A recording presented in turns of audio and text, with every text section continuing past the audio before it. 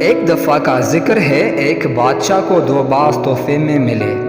اس نے اتنے خوبصورت پرندے کبھی نہیں دیکھے تھے۔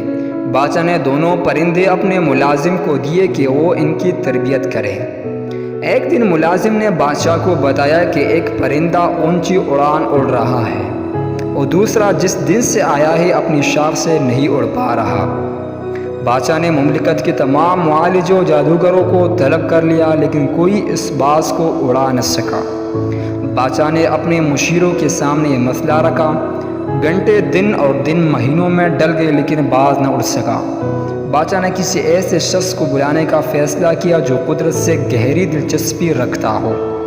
بادشاہ نے اپنی مشیروں کو حکم دیا کہ کسی ایسے شخص کو ڈھونڈ کر لاؤ جو برسوں جنگلات میں گزار چکا ہو۔ اگلے دن بادشاہ باز کو محل کے باغوں میں اڑتے ہوئے دیکھ کر حیران رہ گیا۔ بادشاہ نے اس شخص کو طلب کیا جس نے باز کو اڑایا تھا۔ اس شخص کو بادشاہ کے سامنے پیش کیا گیا۔ بادشاہ نے پوچھا، تم نے باز کو کیسے اڑایا؟ وہ مسکرا کر بولا، میں نے وہ شاخ کاٹ دی جس پر باز بیٹھا تھا۔